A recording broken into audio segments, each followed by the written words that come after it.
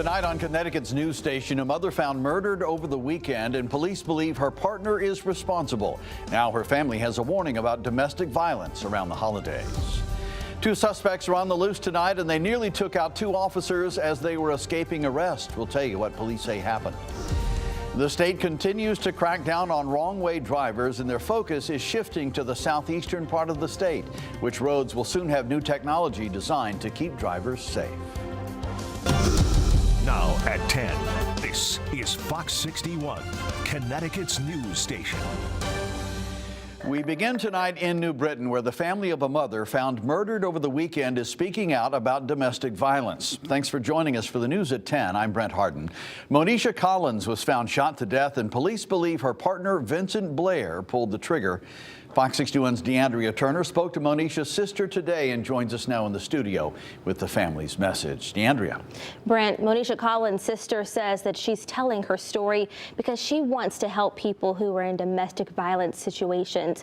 She says that while there wasn't any clear signs of abuse, her niece, her sister's daughter, confided in her after her death and said that there was. Now she wants to help people and other families to make sure that they're not in this heartbreaking situation.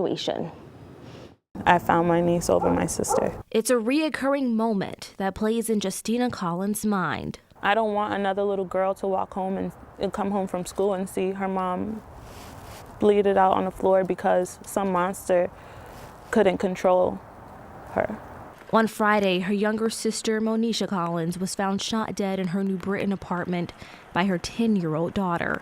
The man charged for allegedly murdering her boyfriend, 46-year-old Vincent Blair. Collins said they'd been dating for less than a year and expecting a child together. But now, instead of planning a baby shower or plans for Christmas, Collins is raising awareness for those who are facing domestic violence. Instead of celebrating the holidays with my family and my sister and celebrating, my niece's and my daughter's birthday, I now have to bury my little sister. I just want justice for my sister, and I want her story to hopefully help someone else.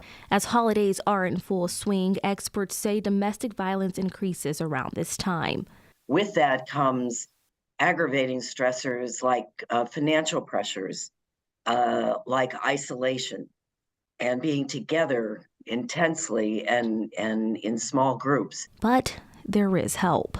If you are a victim, please do not be afraid to reach out, whether it's to a family member or it's a domestic violence agency like Interval House. There are resources. Just know that there are people out there that care about you, that love you, people that don't want, to see what happened to my sister happen to them. And experts say some of the signs you can look for this holiday season if you believe that your loved one is experiencing domestic violence is one, their change in personality or signs of physical abuse like marks or bruises on their body and even verbal abuse. In the studio, DeAndrea Turner, Fox 61, Connecticut's news station. DeAndrea, thank you. It's important information.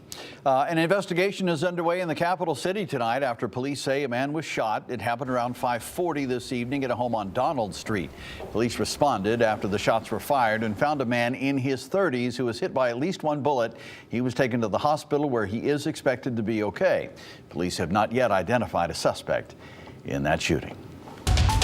All right, time for a look at the weather now. Cooler this week, a few flakes flying today, but it's a different story this weekend. Let's check in with Chief Meteorologist Rachel Frank for a first look at the forecast. Rach? Yeah, we have one more chilly day, a true December feel out there before temperatures rebound and in a big way heading into this weekend, as Brent was just mentioning. This photo from Ethan Lagle earlier today in New Hartford. You can see the snow coming down and looking quite festive. We'll call them festive flakes out there today, but it was enough to leave a dusting in spots. It looks like that snow is on the way out. You can see some of it showing up there on the radar. In some cases, it is just so low to the ground that the radar beam is shooting right over it. But a few flakes possible right now in Madison, Clinton, Killingworth. You might not even be able to see it out your window. It's so fine. You might have to actually go out the door and see it. But heading through the next couple of hours or so, we'll continue to dry things out. Temperatures right now are in the upper 20s to middle 30s. Upper 30s, though, for the the New Haven area. And we're looking at overnight lows that'll be cooler than the last few nights and following mornings, dipping back into the lower to middle 20s as we head towards daybreak. Tomorrow we'll see a mix of sun and clouds. Again, another chilly day with highs in the 30s to right around 40 degrees. There could be some isolated flurries, but again, not as widespread as it was outside today. The best chance for a few flakes might be in western Connecticut. Then we'll clear things out heading into tomorrow night, and the temperatures start warming up into the weekend. But as the weekend is coming to an end, we have the chance for some heavy rain and gusty winds. We're going to talk more about that coming up. Brent. All right, Rachel, thank you. Well, new at 10 tonight, a chaotic scene in Rocky Hill where police say an attempted arrest resulted in 2 of their officers almost being hit by a suspect's car. Police say around 4 this afternoon, they spotted a car owned by a person with multiple outstanding arrest warrants. They tracked it to a gas station on the Silas Deane Highway. A man and a woman were in that car. Officers tased the man trying to arrest him, but the pair drove away, nearly hitting the officers in the process. The car was then found in front of a Residence Inn hotel, but the 2 people were gone. Police say they pose no threat to the public, but they are still looking for the pair. New details tonight on a crash in Cromwell that led to the drowning of a toddler. Police are now investigating the death of 2-year-old DeRoyal Miller as a homicide. Back in September, police say a woman driving a Hyundai rear-ended another car. She then crashed into a guardrail on Route 9 near exit 25. Police say that woman left the scene with the young girl and walked down an embankment near the highway next to the Connecticut River. 2 hours later, that woman was found alone, and the toddler was later found dead near the water. Police have not said if the 2 are related. The Connecticut Department of Transportation says they are expanding a system designed to detect wrong-way drivers. It's all in hopes of reducing the number of serious and fatal crashes. 20 locations in eastern Connecticut will soon have the technology installed.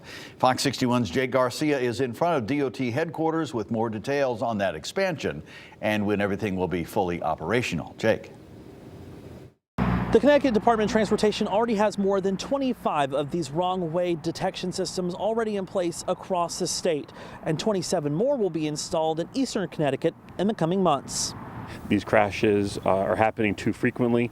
They need to be down to the number 0. Crashes involving wrong-way drivers have been increasing across Connecticut in recent years. In 2022 is what really stands out. Wrong-way driving deaths went up 500% from the previous year. Really astronomical numbers. So far here in 2023, there have been 6 fatalities connected to wrong-way driving. Which is why a law passed by the legislature this year funds the Department of Transportation to install this new technology that will help save lives. Those wrong-way flashing lights will still be around, and these newer signs will be accompanied by other technology. If a wrong-way driver doesn't stop, if they don't course correct, they continue on that highway in the wrong direction, those alerts will go out, hopefully allow a trooper to intercept that vehicle before they crash and kill themselves or somebody else. With the increasing number of serious crashes, some drivers say they are glad this program is around and expanding. And I think about what would happen if I did see a car coming towards me and how I would avoid it. And obviously there are some instances where you can't avoid it and you're dead. So I'm glad they're doing it. I think it's long overdue. The next round of installations are expected to be completed in March before becoming active next summer, which will go hand in hand with an advertising campaign like this one.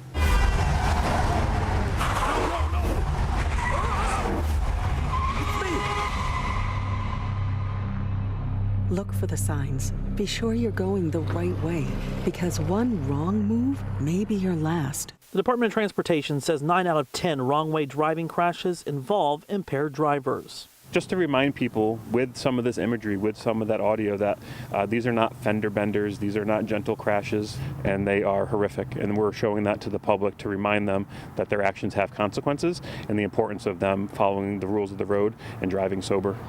These new detection systems will be installed on various state roads and highways from Groton to Putnam. We have a full list of these exact locations on our website at fox61.com.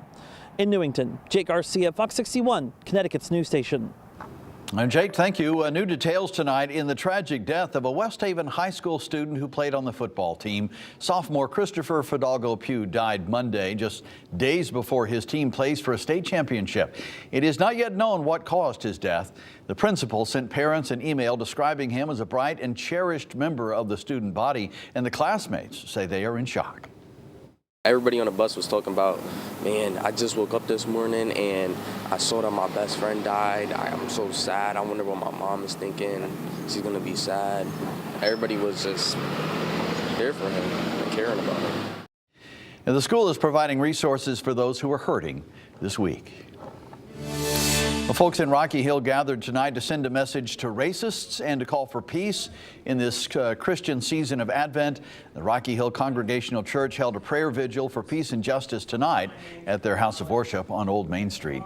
Those in attendance offered prayers for those who were suffering, including the people in Gaza and in Israel, and in response to racist graffiti recently found in the town quarry.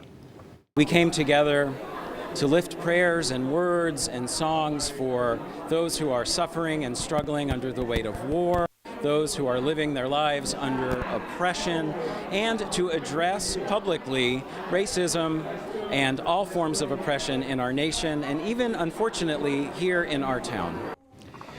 Reverend Figaluzzi began the service by lighting the Advent candles of hope and peace.